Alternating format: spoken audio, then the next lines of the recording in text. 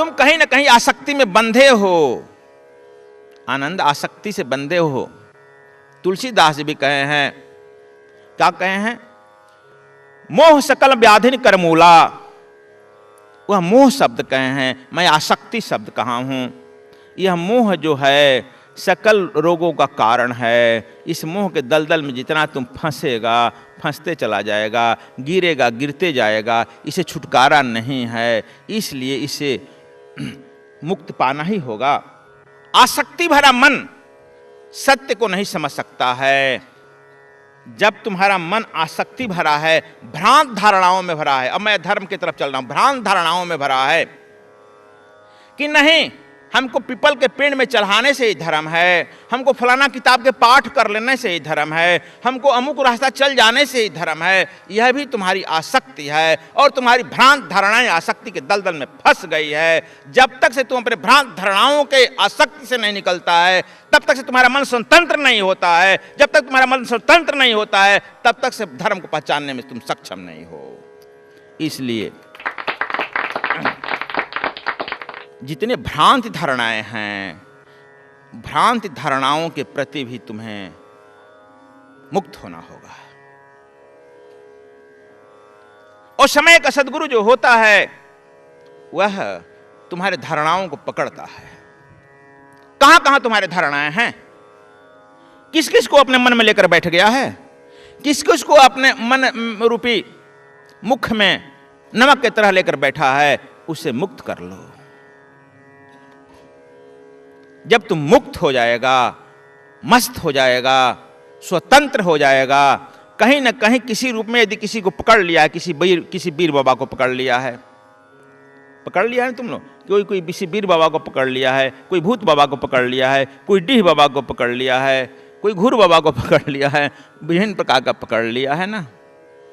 जब तक से तू पकड़े रहेगा उससे मुक्त नहीं होगा। और धर्म मुक्तों का समुदाय है, मुक्तों का समुदाय है। जब तुम मुक्त हो जाएगा, इन धारणाओं से मुक्त हो जाएगा, तब तुम में ग्राहक शक्ति आ जाएगी। जब ग्राहक शक्ति आ जाएगी, तब सद्गुरु जो है तुम्हारे अंदर बीज लगा देगा, और बीज लगा देगा तो वह जो है तुरंत जर्मिनेट करेगा, बढ़ेगा। यह जरूरी नहीं है कि हम जो कहेंगे वही तू विचार मानेगा। ठाकुर नारायण तिवारी कभी मेरी बातों को कहेगा कि सत्य है, कभी घर पर जाएगा तो कहे कि नहीं पत्नी जो कह रही वही सत्य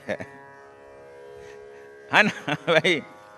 अरे गुरुजी हमको रोक फंसाए थे, अब नहीं हम फंसेंगे, अब ठीक हो गए हैं। यानी हम लोग हर समय विषम विचार में, ठाकुर को नाम लेता हूं उसका मतलब इसी का नहीं, तुम सब ठाकुरे नारायण हो। हम तो किसी का बहाना लेकर बोलते हैं, बताया पहले ही बहाना है मेरा। तुम जब तक से विषम विचार हम नहीं छोड़ेगा, तब तक से भी कुछ नहीं पाएगा। ये सदैव विषम विचार के लोग हुआ करते हैं। मैं अभी कह रहा हूं और हमारे विचारों को काटने के लिए कुछ और हो जाएगा। एक मैं सुना हूं धर्म सम्राट कृपात्री जी के बारे में। यह कितना सत्य है और असत्य है मैं नहीं जानता हूं, इसलिए मुझे इसमें मत लपेटना। लेकिन मैं सुना हूं उनके एक नजदीकी के द्वारा, जब काशी के श्मशान घाट का चंडाल, क्या कहते डोमराज, जब डोमराज मरने लगा तो वह कुछ देना चाहता था, लेकिन किसको दे? तो वह अपने लड़के से खबर दिया, कृपात्री जी को बुलाओ। कृपात्री जी आए और उसके सामने खड़े हुए। वह अंतिम मृत्युशैया पर था। कहा कि हम आपको कुछ प्रदान करना चाहते हैं, कुछ देना चाहते हैं। उन्होंने कहा वह तो मैं लेने में असमर्थ हूं। क्यों? आप शूद्र हैं, मैं ब्राह्मण हूं। यह सही है कि आप वशिष्ठ गोत्र से आते हैं, इसलिए हम लोग आपके यहां आते जाते हैं। शंकराचार्य भी आते हैं, क्योंकि वशिष्ठ के पुत्रों को विश्वामित्र ने श्राप दिया था चंडाल बनने का, इसलिए काशी नरेश वशिष्ठ गोत्र है। काशी नरेश कह रहे हैं, काशी चंडाल, डोमराज वशिष्ठ गोत्र है। इसलिए हम लोग आते जाते हैं। दूसरी, आप गृहस्थ हैं, मैं संन्यास्त हूं। तीसरे, आप डोमराज हैं, मैं धर्म सम्राट हूं। दोनों में समानता कहां है? लेने के लिए नीचे आना बैठना पड़ेगा। देखो, करपात्री ने चुक गया। तुम कब चुकते हो? यही मैं कहता हूं, विषम विचार से चुक जाते हो, आसक्ति से चुक जाते हो। जब तक से तू आसक्ति से मुक्त नहीं होता है, विषम विचारों से मुक्त नहीं होता है, चाहे कितना हो बड़ा हो जाओ, तुम चुक जाएगा बंधु, चुक जाएगा। ये तुम्हारे नजदीक की घटना मैं बता रहा हूं। और वह डोमराज निराश हो गया। ये निकले और कार में बैठे और भगवान शिव के मंदिर में चले गए।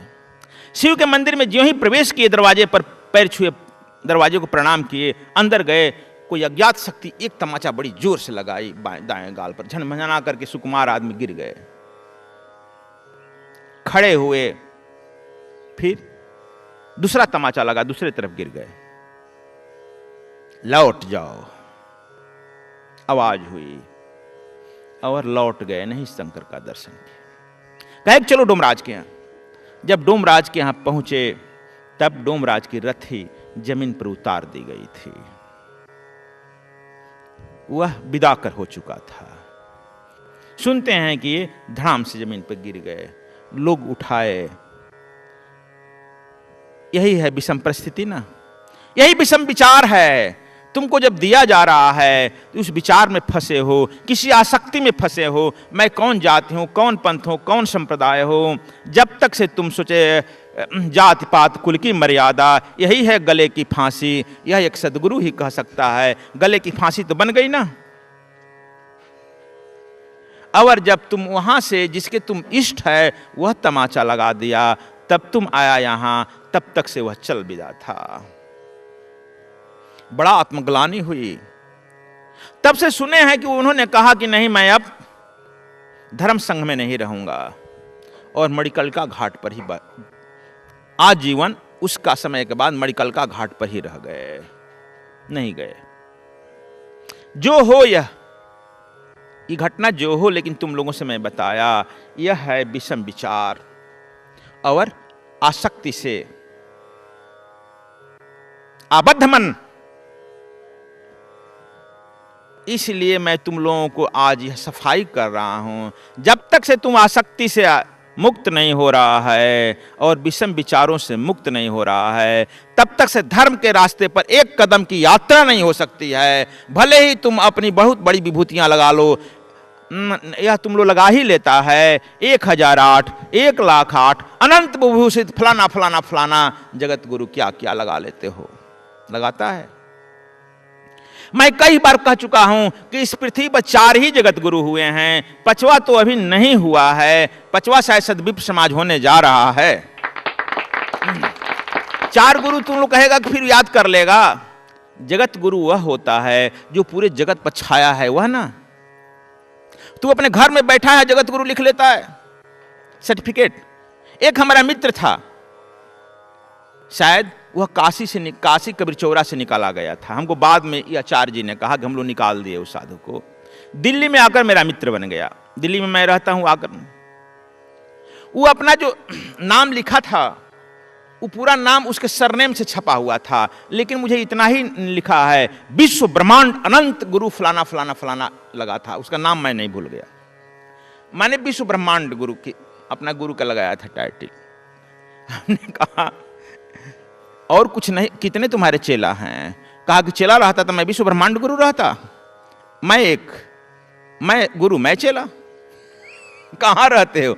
भाड़ा पर एक घर लिए हैं, फलाने जगह रहते हैं। आपका किताब पढ़े, बड़ा प्रभावित हुए, मैं आ गया। कहा कुछ हमको भी सरनेम दे दो ना। कहा कुछ पैसा खर्चा करिएगा। हमने कि पैसा भी खर्चा करना पड़ता है। तो हाँ, कितना? 1-8 लाख।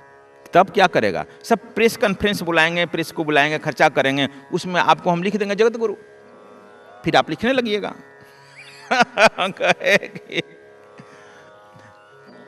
समझ गया? तो चलो, यह देखो विश्व ब्रह्मांड गुरु लिखता था, लेकिन 4 ही जगत गुरु हैं। और लेकिन हमारे विचार से तुम लोग सहमत नहीं होगा। पहला जगत गुरु इस विश्व का हुआ है बुद्ध।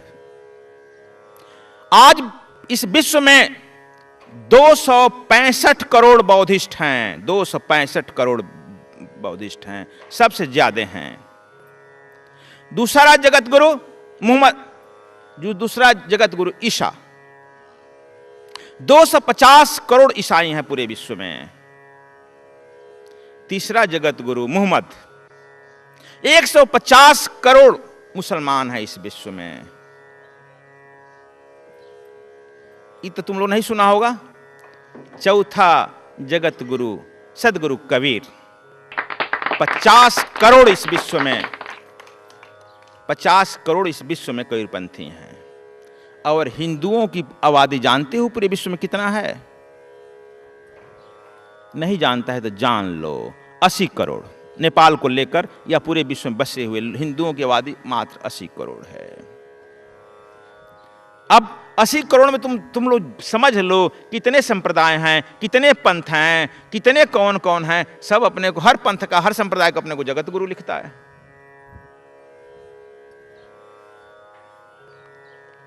यह विषम विचार है। यह विषम विचार तुम्हारे सामने पहले पल मैं उद्घाटित कर रहा हूं। शायद तुम लोग यह सुन करके चौंकता होगा कि तो बड़ा गड़बड़ कर दिया जगत गुरु। लेकिन मैं क्या कहूं, सांच कहे जग मारन धावे। यह सांच तो बात यही मालूम हो रहा है। जिसके पास जगत के लोग हो वो यही ना जगत गुरु होगा। आज बुद्ध भारत का, इसलिए भारत की कुछ गरिमा बची है विश्व में, वह बुद्ध के चलते बची है बंधु। चीन इतना बड़ा राष्ट्र है, बौद्धिस्ट है। जापान इतनी बड़ी टेक्नोलॉजी में विकसित किया है, बौद्धिस्ट है। लंका बौद्धिस्ट है। बहुत सारी कंट्रियां, देश का देश बौद्धिस्ट है। जब राम का आगमन हुआ था उस समय समाज में बड़ा विषम विचार था, और आज भी इसी तरह से विश्व में विषम विचार से गुजर रहा है। उस समय भी दो तरह के ऋषि थे। एक राज पोषित ऋषि थे, एक विद्रोही ऋषि थे। राज पोषित ऋषि के साथ राज समाज, राज सत्ता होती थी, रिद्धि और सिद्धि होता था। विद्रोही ऋषि जो हैं, जनसाधारण के लिए जो काम करते हैं, उनके लिए रिद्धि सिद्धि काम नहीं काम करती है। फिर तुम कहेगा रिद्धि सिद्धि। पहला राजपूत ऋषि वशिष्ठ, वामदेव, दशरथ के यहां थे। दूसरे गौतम और सदानंद, जनक के यहां थे। ये राज्य के बिना जिंदा नहीं रह सकते हैं। राज्य से बाहर निकाल देने पर इनका अस्तित्व नहीं रह सकता है। आप लोग बुरा मत मान लेना। कुत्ता देखा है यहां पर? नहीं देखा है तो देखना। कुत्ते के गर्दन में अठई होती है।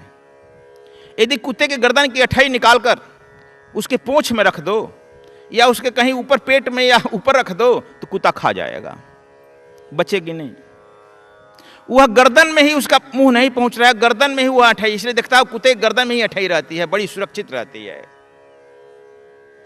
उस अठई को किसी तरह से गर्दन से हटा देगा, वह भी जिंदा नहीं रह सकता है, मारा जाएगा।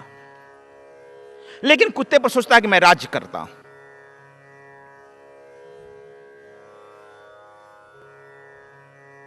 यह राजपोषित ऋषियों की ही स्थिति है। राज्य के बिना जिंदा नहीं रह सकते हैं। और जो कहेंगे उनके साथ सरस्वती है, यानी पेपर और पत्रिका है। जो कहेंगे पेपर पत्रिका में प्रचारित होगा, सरस्वती उनके साथ, समझ गया है। जो कहेंगे वह बात मान लिया जाएगा, इसलिए कि राजा उसके नेतृत्व में है। राजा रिद्धि और सिद्धि प्रदान कर दिया है। इसलिए ये राजपोषित ऋषि रहे हैं। एक दूसरे ऋषि भी रहे हैं। राज को ठोकर मारकर आ गया है, राज को लात मारकर आ गया है। यह राज विद्रोही ऋषि हो गया है। विश्वामित्र, जागवल्क, भारद्वाज, अत्रि, अगस्त, ये विद्रोही हैं। जन समाज का काम करते हैं, जन साधारण की बातें सुनते हैं और जन भारत का, आर्यावर्त का चिंतन करते हैं। आर्यावर्त के चिंतन को ये आगे बढ़ाना चाहते हैं, आर्यावर्त को सुरक्षित रखना चाहते हैं। ये दोनों विषम परिस्थितियां, दोनों विषम विचारधाराएं बड़ा संघर्षरत है। अयोध्या आज के डेट में एक सब डिवीजन है, जिला भी नहीं है ना, और एक छोटे से अयोध्या के राज्य में रहने वाले राजा को, दशरथ को, वशिष्ठ के द्वारा 360 शादियां करा दी गई और उन्हें चक्रवर्ती सम्राट घोषित कर दिया गया। यह क्या गुलरी का कीड़ा बनने का लायक नहीं है बात? यह तुम्हारी रामायण में तुमको उतर जाता है गले के किनारे, मुझे मेरे गले में नहीं उतर रहा है बंधु। तुम कहे कि नहीं चक्रवर्ती सम्राट थे, तुम जरा सोच लो, इस गाजीपुर यानी गाधीपुर, जहां का गाधी राजा था, विश्वामित्र का बाप,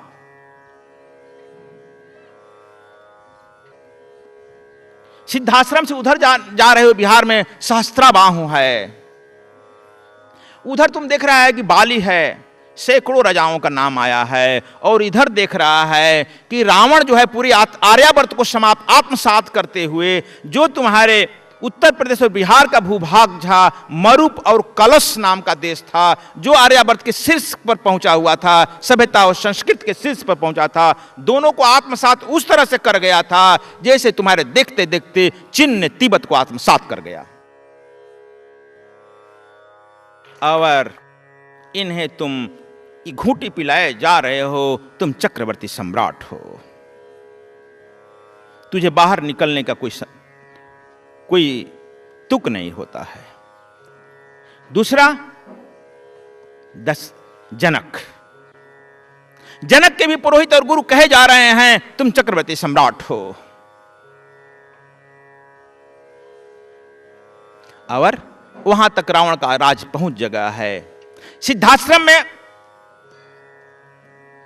ताड़िका राक्षसी थी, ताड़िका वहां गवर्नर है, मारीच और सुबाहु उसके सेनापति है, ब्रिगेडियर इन चीफ हैं, और ताड़िका यहां से गवर्न करती है। उत्तर प्रदेश, बिहार, मध्य प्रदेश और नेपाल के भूभाग तक इसका गवर्न क्षेत्र फैला हुआ है, और यहां से लेकर वहां नासिक तक, और नासिक से लेकर लंका तक यह पूरा भूभाग, यह रावण का आर्यावर्त को समाप्त करना चाहता है, आर्यावर्त को लील लेना चाहता है। विषम परिस्थिति में हमारे ऋषि संघर्ष कर रहे हैं। एक राज ऋषि इस राजाओं को उस गुलरी के फल से निकलने नहीं देना चाहता है।